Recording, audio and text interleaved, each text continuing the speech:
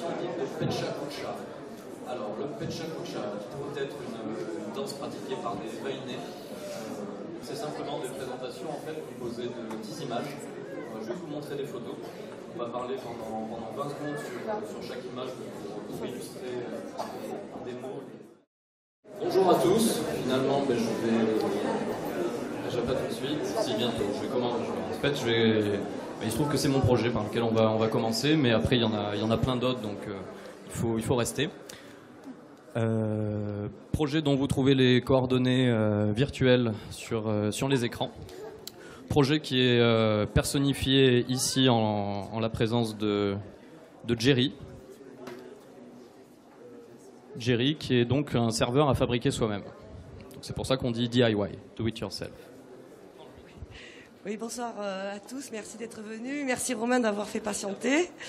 Voilà, donc on a passé toute la journée pour faire les Pecha Kucha de 8 intervenants et on commence avec Romain qui va nous présenter Jerry, l'ordinateur à faire soi-même.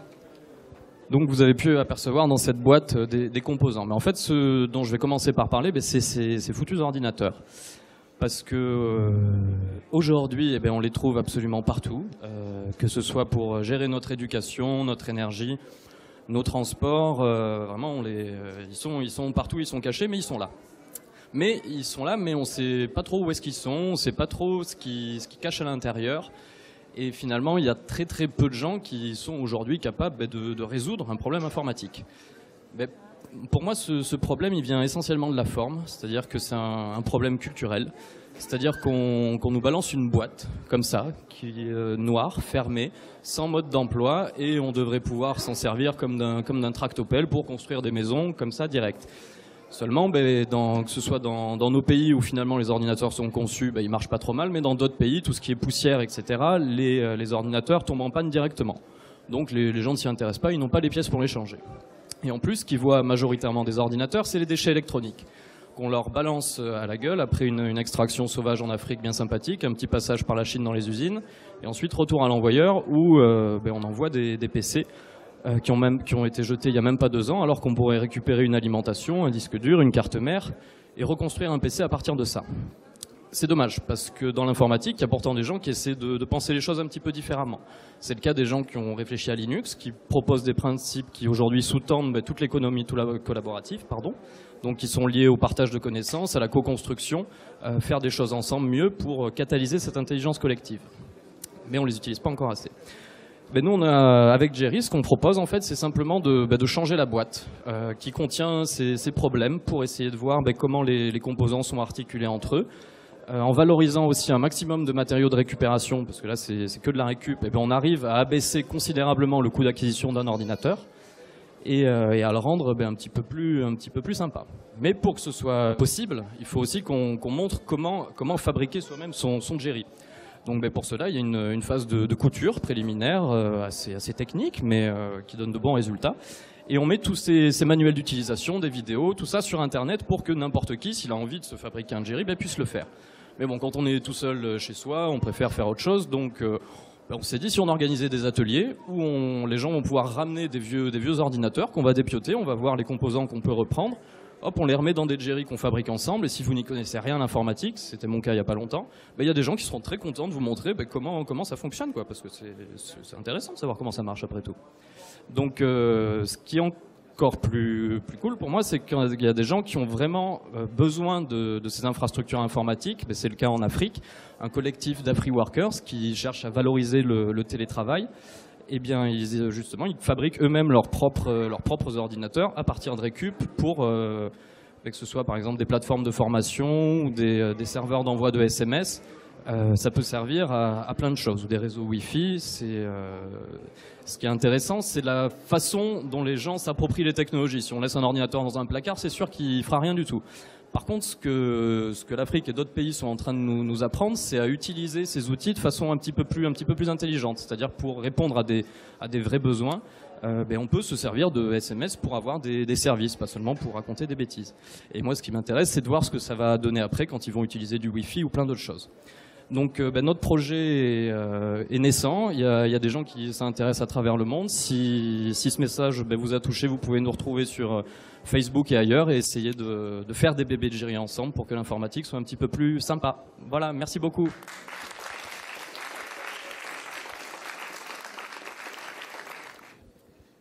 Merci Romain. Et maintenant, Céline Laporte va nous présenter Tipkin, un site de consommation collaborative et de partage. Bonjour à tous. Alors donc voilà ce qui s'est passé lors d'une journée de bricolage. Comme moi, vous n'êtes pas super bien équipés, et bien vous attaquez la rénovation de votre meuble avec la paille de fer et l'huile de coude, et puis le résultat n'est pas probant.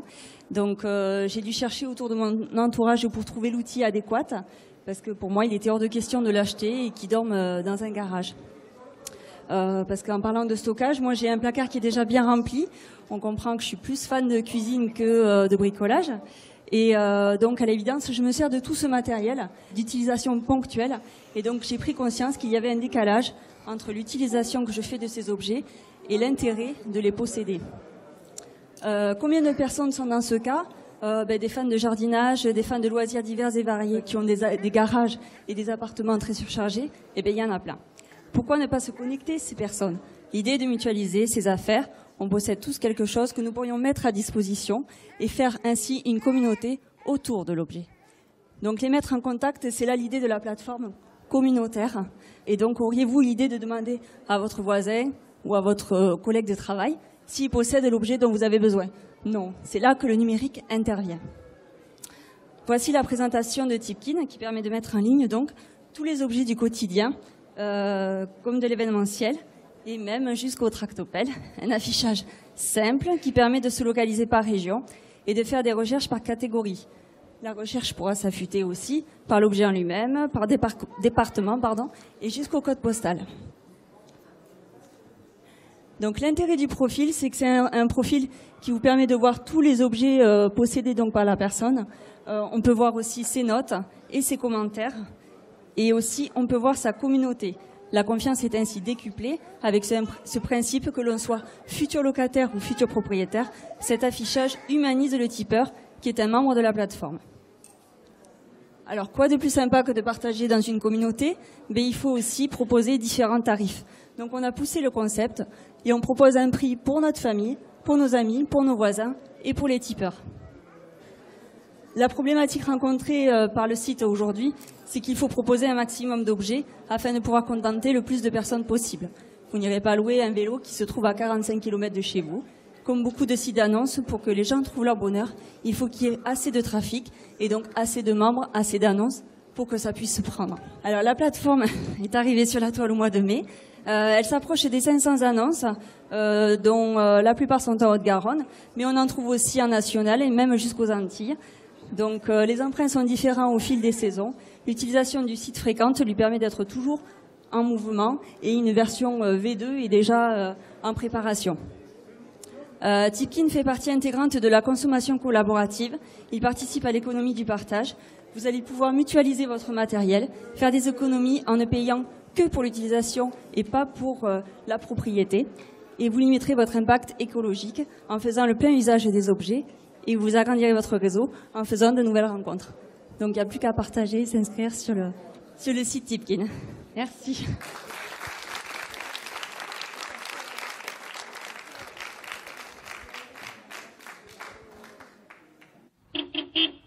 Va nous expliquer comment il roule à l'huile de friture. Je suis montée une fois dans sa voiture et je vous assure, ça sent absolument pas l'huile de friture. Alors, ruiler ou rouler à l'huile, c'est avant tout un acte citoyen. Ça permet de réduire la dépendance au pétrole pour le véhicule. Ça permet de désengorger les stations d'épuration de l'huile de friture usagée. Et ça permet de recycler un produit localement en le récupérant et le traitant localement. Donc, en Europe, il existe une directive 2003/30/CE qui permet l'utilisation de l'huile végétale en tant que carburant. Malheureusement, en France, ce droit n'a pas été porté. Et donc, en fait, ce qu'on peut faire, c'est un peu de la désobéissance civile en s'appuyant sur les articles 122.5 et 7 du Code pénal qui parle de l'état de nécessité et permet de contourner un petit peu la loi en fait. Donc ça c'est une installation pour faire le filtrage. Donc pour filtrer, il y a 3 grosses étapes. Il y a une première étape qui permet de décanter l'huile, donc pendant 2-3 semaines. Après, il faut le faire à température ambiante.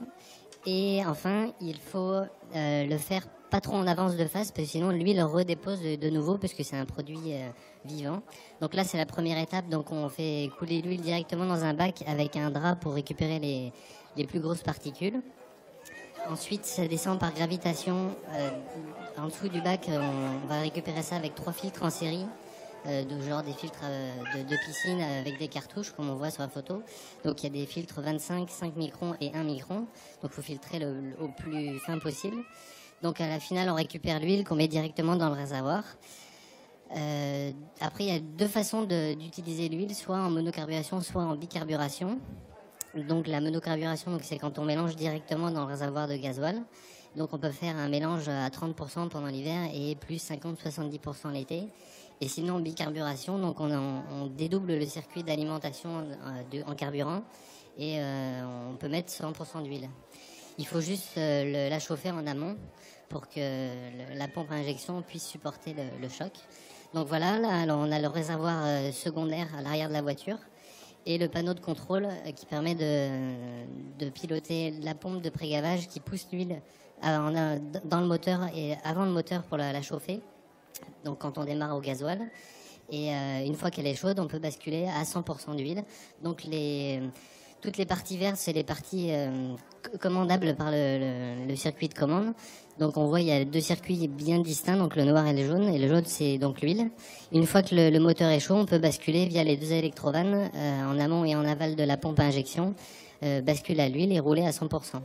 Donc sur le moteur, ça donne ça. Donc il y a les 2 électrovannes, donc comme je parlais tout à l'heure. Donc pour pouvoir basculer à l'huile. Et il y a une sonde de température pour toujours contrôler qu'on soit aux alentours de 80 degrés. Et on rajoute aussi un filtre pour les petites particules qui pourraient se promener encore.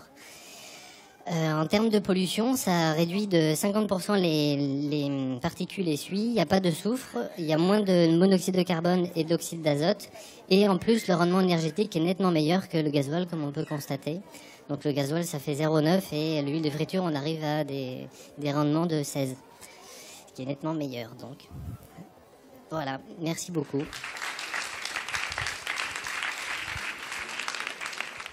Romain Pierlot va vous présenter Make Sense, une communauté qui aide les entrepreneurs sociaux à mettre en œuvre l'innovation. Merci Carole, bonjour à tous. Donc je fais partie d'une communauté qui s'appelle Make Sense et en fait nous aidons les entrepreneurs sociaux. Donc pour bien situer, qu'est-ce que l'entrepreneuriat social ? Donc l'entrepreneuriat social, c'est une entreprise avec un modèle économique qui va rechercher à avoir une rentabilité financière, mais qui a une finalité sociale, sociétale ou environnementale.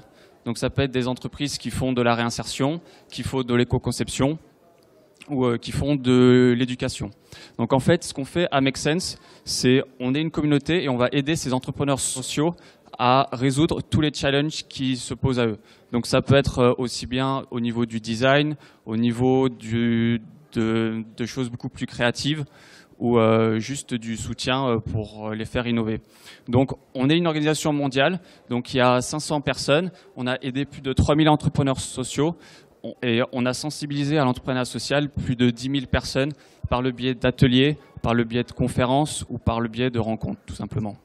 Donc en fait, moi je suis investi dans la communauté quand j'étais à Paris et quand je suis arrivé à Toulouse au mois de janvier, je me suis dit il y a quand même quelque chose à faire et je pense que ça peut intéresser des gens.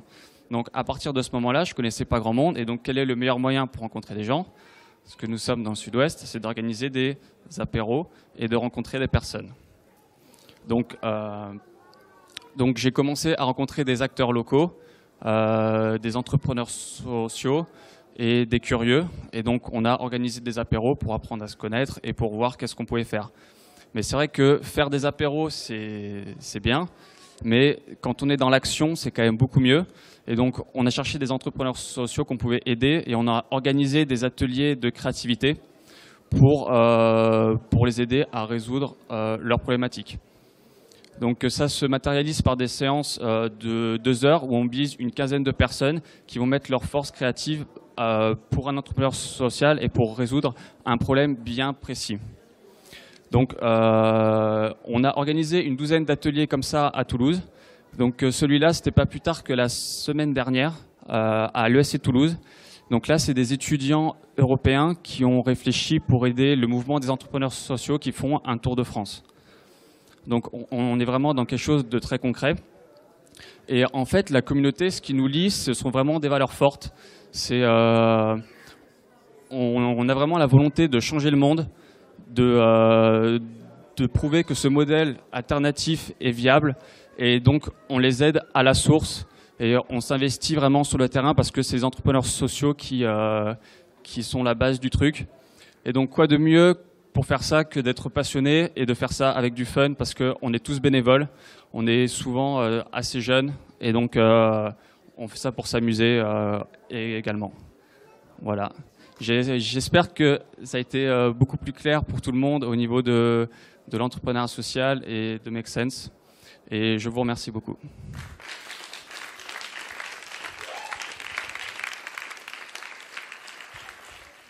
Clément Delangue va vous présenter Unishare, un concept que je trouve vraiment très très bien, d'université partagée, de cours partagés, d'école ouverte sur le monde et on apprend vraiment beaucoup plus. Bonjour à tous. Alors il y a encore 4 mois, j'étais étudiant et malheureusement la plupart du temps je me retrouvais comme ça. Voilà. Très inactif, très passif, endormi, faire autre chose, aller sur Facebook, à essayer de ne pas aller en cours. Et à un moment, je me suis dit que c'était trop, 20 heures par semaine à perdre son temps, à aller en cours pour rien, et qu'il fallait trouver des solutions à ce problème dans l'éducation, dans la salle de classe. Alors ce que j'ai commencé à faire, c'est à live-tweeter mes cours, au lieu de prendre des notes. C'est-à-dire que j'arrêtais de prendre des notes et je partageais à l'extérieur avec tous ceux que le sujet pouvait intéresser. Les gens ont commencé à commenter, à répondre, à retweeter, à me dire va lire ce bouquin, va lire cet article. Et ça a commencé à intéresser de plus en plus de monde à travers le monde. Et mes amis, mes camarades de classe m'ont dit tiens, c'est sympa, j'ai envie de faire la même chose, j'ai envie d'apprendre avec l'extérieur du monde aussi. Sauf qu'on s'est dit on va pas tweeter la même chose. Donc ce qu'on a fait, c'est qu'on a commencé à utiliser Google Docs pour mutualiser notre prise de notes en temps réel. Et on a ouvert ces documents à l'extérieur à tous ceux que le sujet a intéressé. On a fait ça pendant 6 mois dans notre école et on a été vachement étonnés parce qu'à la fin de ces 6 mois, on a obtenu notre diplôme. Et on s'est rendu compte que finalement, apprendre comme ça en partageant, c'était à la fois plus efficace collectivement, plus fun, mais aussi plus efficace individuellement. À partir de ce moment-là, à la fin de mes études, je me suis dit qu'il fallait que je commence à parler de cette expérience. Donc là, c'est par exemple à TEDx Paris Université, où j'ai raconté cette expérience de live tweeting, de partage de l'éducation.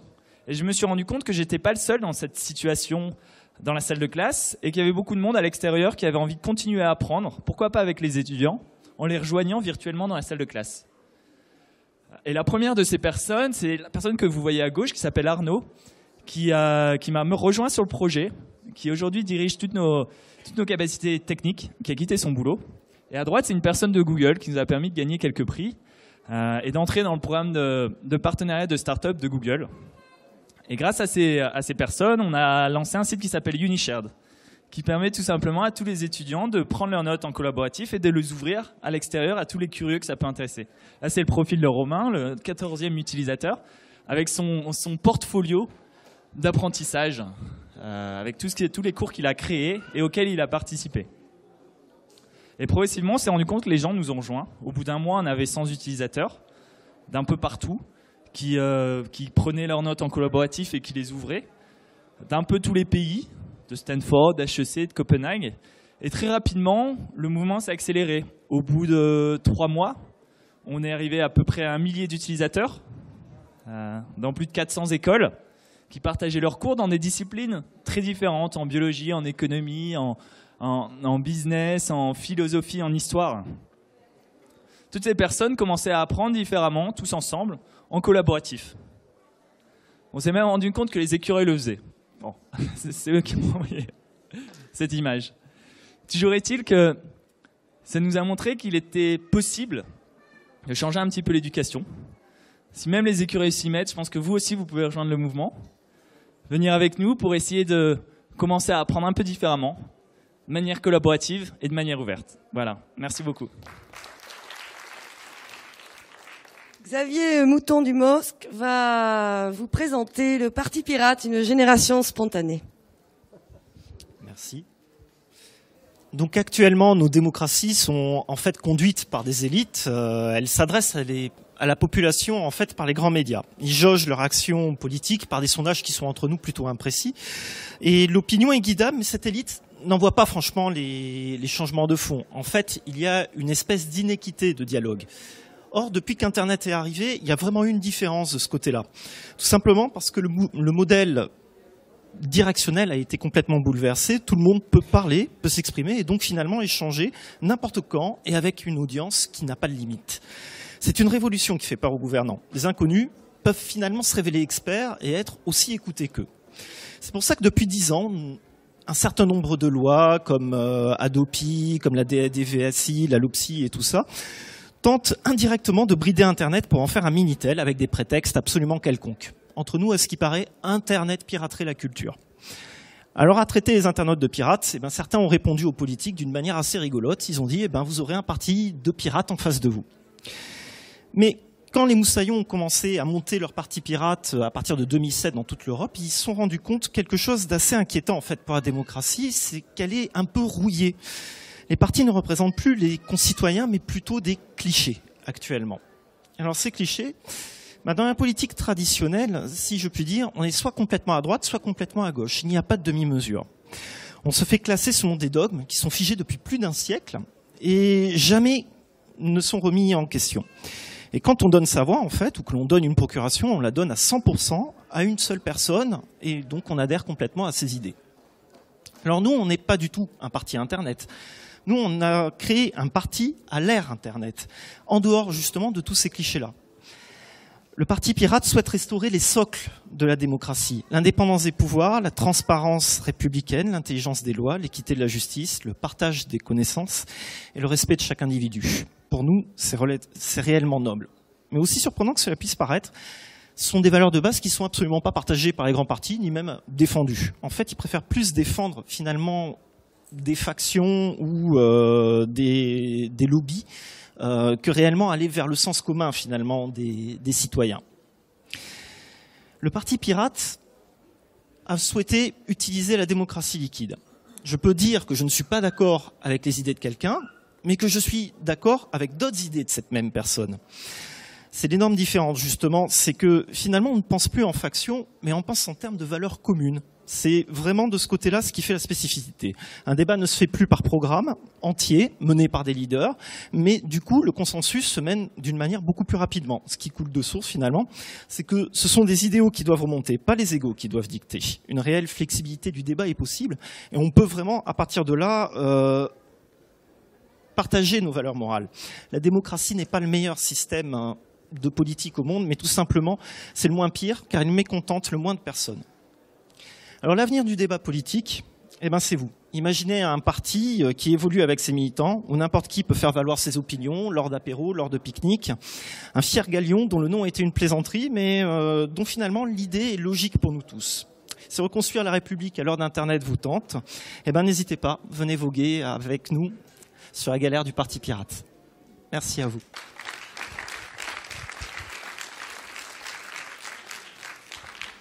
Merci Xavier. Camille Arang va vous parler de création monétaire. Vous allez voir, simplement, il va vous expliquer comment ça se passe et les nouvelles solutions possibles. On peut créer de nouvelles monnaies, il serait peut-être temps. Bonjour. Alors pour commencer, qu'est-ce que c'est que l'argent? C'est essentiellement deux choses. C'est d'abord une unité de mesure, au même titre que les mètres ou que les litres, mais qui permet de mesurer la valeur des choses. Et c'est aussi un moyen d'échange. Et pour que ça fonctionne, il faut que la quantité d'argent disponible soit limitée. Parce que la quantité des choses que l'on a à mesurer et à échanger est elle aussi limitée. Comment on définit cette limite? On peut la définir par la quantité d'or qui est disponible sur Terre ou par la quantité de billets qui sont mis en circulation par une banque centrale. Cet ensemble s'appelle la masse monétaire. Cependant, et elle correspond à la totalité des choses qui ont une valeur sur Terre. Mais l'or et les billets représentent cependant moins de 10% de la monnaie. Le reste, c'est essentiellement l'argent dette. Lorsque vous empruntez de 1000 €, la banque écrit sur l'ordinateur 1000 €. Et ça y est, l'argent existe et la masse monétaire a augmenté de 1000 €. Et ça ne coûte rien à la banque. La banque, elle, ce qui l'intéresse, ce sont les intérêts. Car au fur et à mesure que vous remboursez, la masse monétaire diminue et retrouve la taille qu'elle faisait à l'origine. Mais le bilan final de l'opération est que la proportion de la masse monétaire possédée par la banque augmente du montant des intérêts que vous lui avez versés. Cette logique gloutonne et irrépressible de siphonnage de la masse monétaire augmente de près en près, de façon infinie, la richesse de la banque. Ça veut dire que, au final, la majeure partie de ce qui a une valeur reconnue dans le monde est due ou appartient déjà à la banque. Et là, je parle que du système des intérêts de la dette. Je ne parle même pas des produits dérivés, des effets de levier, des saisies pour impayés, des assurances pour les impayés, etc. Alors, comment est-ce qu'on peut s'en sortir? Politiquement, c'est possible, mais c'est très très difficile parce que le système politico-médiatique est lui aussi pris dans le piège de l'argent dette. Mais c'est possible, les Islandais ont réussi. On peut aussi prendre la voie insurrectionnelle, mais c'est un peu risqué. Et il nous reste autrement l'émancipation par la base, à la do-it-yourself, en reprenant la main sur la monnaie et la création monétaire. En revenant par exemple à des systèmes plus traditionnels comme l'échange avec des métaux précieux comme l'or, dont la masse monétaire est garantie et fixée par Dame Nature et non pas par les banques, ça inspire déjà un peu plus confiance, ou par le troc qui squeeze carrément la monnaie, donc on n'a plus du tout besoin de monnaie. On peut aussi utiliser des monnaies complémentaires, c'est-à-dire des monnaies locales qui sont gérées et créées par les utilisateurs sur le terrain. Voici dans l'exemple du sol violette qui a été mis en place sur Toulouse et on peut trouver de plus en plus de commerces qui utilisent dans la région. Il existe aussi de façon numérique le Bitcoin, qui est une monnaie électronique libre, qui s'échange sur Internet et elle a des propriétés qui sont très semblables aux propriétés de l'or. Sauf que ce ne sont pas dans ce cas-là les lois de la physique qui garantissent ces propriétés, mais les lois des maths. Ce qui est à peu près pareil, parce que les lois des physiques, les lois des maths, c'est les lois de la nature, c'est les lois de l'univers, donc on peut y faire confiance. Et je finirai avec OpenIDC, qui est une autre monnaie électronique, dont les garanties ne viennent pas exclusivement des maths, mais qui viennent aussi de la confiance que se font les utilisateurs sur le réseau, ce qui permet davantage de liberté politique. On peut donc, par exemple, augmenter la masse monétaire par un revenu de base qui est redistribué régulièrement et équitablement entre chaque membre du réseau.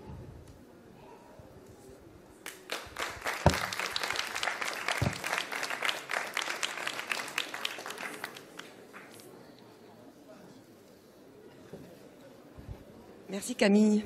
Et pour finir, Claire Landa vient nous présenter la serre créative. Merci, bonjour. Je suis donc Claire, une des cofondatrices du projet La Serre. Donc La Serre, c'est un projet de lieu, de créer un lieu d'espace de travail dédié aux acteurs du changement sociétal sur Toulouse. Un lieu qui permette en fait plus de collaboration, plus de coopération entre les acteurs et surtout qui soit un lieu moderne et inspirant pour les acteurs du changement sociétal. Donc cette idée, elle est venue en fait d'une équipe parce qu'on portait toute une utopie partagée de vouloir, par nos compétences diverses en économie solidaire, en développement local, en design, en journalisme, en marketing et en gestion, changer le monde. Et on se disait qu'en réunissant en un même lieu plein de gens qui voulaient faire la même chose, on pouvait être beaucoup plus performant. Ce projet, il est né il y a 2 ans maintenant. On a mis 2 ans donc avec beaucoup de rencontres, beaucoup de réunions. On a rencontré beaucoup d'experts. On a fait du lobbying auprès des institutions. On a rencontré beaucoup d'acteurs et on a animé une dynamique d'acteurs. Et enfin, pour se faire connaître et pour faire connaître ce projet La Serre et être plus forts ensemble. Pour s'inspirer, on a cherché notre modèle et donc on est allé rencontrer des lieux qui nous semblent inspirants. On a rencontré le Hub à Bruxelles, la Ruche à Paris, on a visité les Mondos et on a pu un petit peu comparer toutes ces initiatives pour chercher notre propre modèle de développement. Donc celui-ci, il a plusieurs contraintes. On voulait que ce soit un lieu visible dans la ville, en centre-ville. On voulait aussi qu'il allie plusieurs types d'acteurs, des acteurs qui ont besoin d'espace de travail type bureau et des acteurs de la production pour des artisans. On voulait qu'il soit accessible en mode doux, on voulait qu'il y ait un espace vitrine, mais que les tarifs, l'accès à ce lieu reste accessible pour un plus grand nombre. Alors du coup, on a visité beaucoup d'espaces. dans le centre-ville de Toulouse. On a beaucoup travaillé, on a mobilisé les collectivités territoriales et puis on a animé une dynamique d'acteurs, on a animé une communauté pendant plus de 2 ans. Ce qui fait qu'on a beaucoup appris depuis 2 ans pour le montage de ce projet. Mais en attendant, parce que la pépite, elle était difficile à trouver, on a quand même commencé à faire des actions. Et on a lancé l'action La Serre Créative, qui est une action de faire collaborer des artisans et des designers pour innover et faciliter la commercialisation des productions locales Made in Pyrénées. Et puis sur notre chemin, on a rencontré une association, qui est l'association Artilect, qui est le Fab Lab toulousain. Et on s'est rendu compte qu'on avait des intérêts communs à chercher un espace. Alors maintenant, où on en est de ce projet ? Eh bien, en fait, on a trouvé un lieu dans lequel on va cohabiter avec Artilect Fab Lab, mais aussi va lancer un parcours design, savoir-faire et création dans le centre-ville de Toulouse avec près de 20 boutiques indépendantes qui jouent le jeu et exposent des objets made in Pyrénées. Et enfin, la naissance du Multiple, qui sera ce lieu en centre-ville de Toulouse. Et puis on est fiers parce qu'on a trouvé notre modèle. Nous aussi, on se revendique de l'entrepreneuriat social puisqu'on est une initiative privée, mais on veut travailler pour l'intérêt général et donc avec les collectivités. Et puis on veut faire participer le maximum d'acteurs à notre projet. Donc on va créer une coopérative dans les semaines qui viennent. Donc nous vous invitons fortement à participer à ce projet. Si cela vous intéresse, on vient d'ouvrir notre site internet sur la Serre. Et puis voilà, les tractopelles ne suffiront pas, donc n'hésitez pas, venez donner vos énergies, vos bras, vos idées pour construire ensemble ce lieu collectif. Merci beaucoup.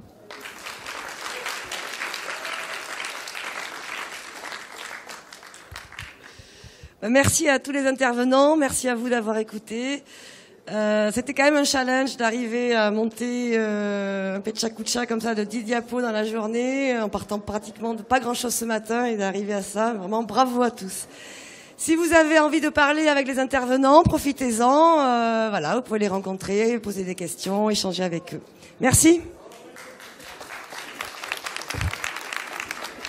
Et merci au Festival Novella de nous avoir invités, puisque c'était là. Et merci. Ça c'était pour le meilleur pour la fin. Mais non, mais merci à tous pour votre attention et merci à Carole qui nous a coachés durant cette journée. C'était super, un super moment. Bonne continuation.